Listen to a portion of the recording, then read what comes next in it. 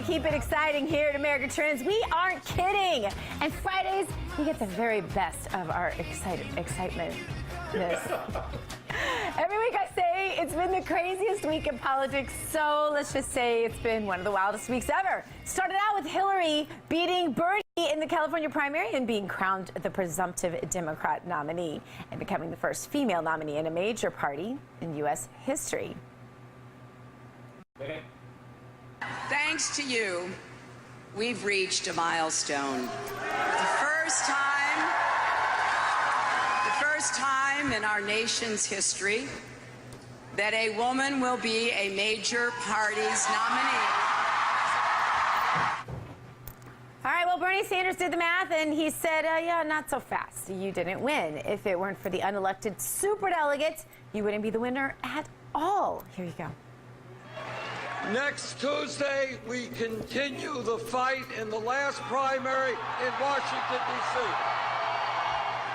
And then we take our fight for social, economic, racial, and environmental justice to Philadelphia, Pennsylvania.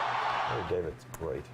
Then Donald Trump held a big press conference just to announce that he will be holding another press conference next week. I am going to give a major speech on probably Monday of next week, and we're going to be discussing all of the things that have taken place with the Clintons. I think you're going to find it very informative and very, very interesting. I think that's the first time in American history that all the networks covered a press conference live that was just intended to tease an upcoming press conference. But with, I mean, I guess I have to admit I'm guilty of teasing too with that. I want to bring it over to my guy, Barry Nussbaum. He's our political analyst here on America Trends, and you can find him at Barry Nussbaum because he's trying to up his social media presences right now. I think you informed me of that before we started the show. FindBarry.com. FindBarry.com. Right on. He knows his own web address too. This man is a man of wonders in my mind tonight. In my mind as well. For reasons that only his wife knows at this moment, which sounds really, really strange. Yes, exactly. Barry, welcome back to the show. Barry, what do you make of this political week? Where do we even go with this from here? Well, first of all, welcome to the show. Thank you so much. It's nice to have you with us. Nice to be with you. And I'm glad that the airport got you down safely. Yes, yes, and yes. Thank you. Okay, and so to answer your question, it is a week of bizarre, as you said. And in the opening, we talked about that a little bit, that Bernie Sanders was supposed to surrender. Barack Obama sat with him and negotiated the surrender. Right.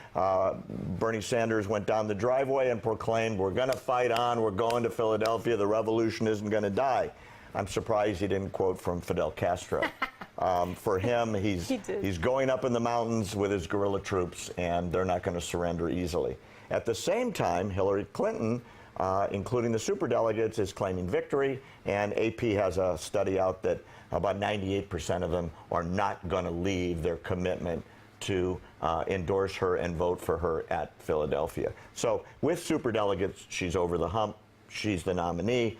Bernie, I think, wants to negotiate a surrender that is, I give up in exchange for being a major part of the platform. The Democratic Party is going back to the time of Eugene Debs as the socialist candidate because he's going to negotiate major socialistic programs. Okay, and how is Hillary going to run on that platform? Right. And which ones of those is he going to? What do you think? We don't know yet. But what's your best guess? Because, I mean, I've heard all kinds of people speculating about this, and your instincts are usually pretty good. What do you think? Yeah, I think Bernie's all about free stuff that comes from the free stuff making machine. And so for him, it's been you go to college and that's free, and you get health insurance and that's free, and you need unemployment and that's free, and health care, and you shouldn't pay for that either. And there's nothing in the economic model of Bernie Sanders that has any semblance of where the money comes from.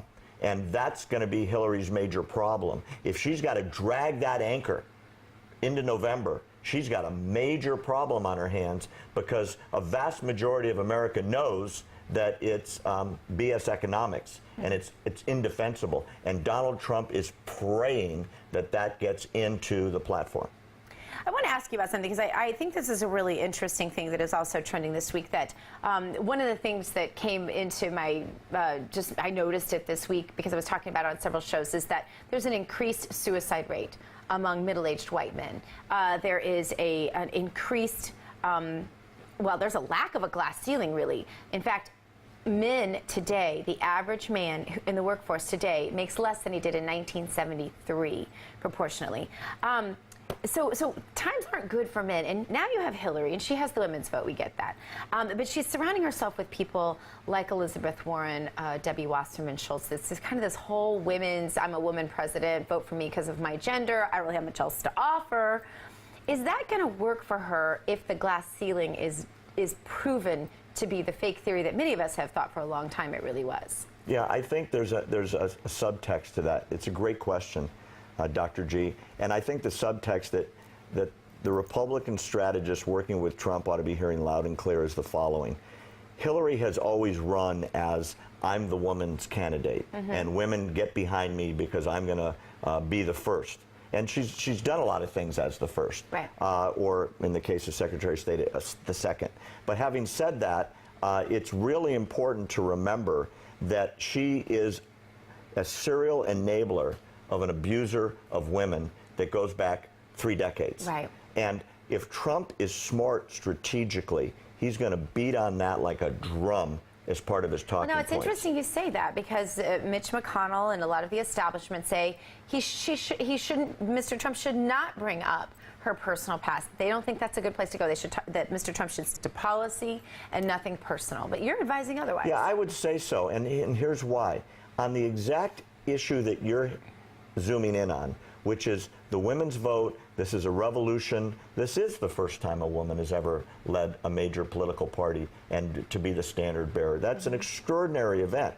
But the reality is she's undeserving of that role because she enabled the abusing of women over a long period of time. I think that goes to her character. There's one thing, stand by your man, right?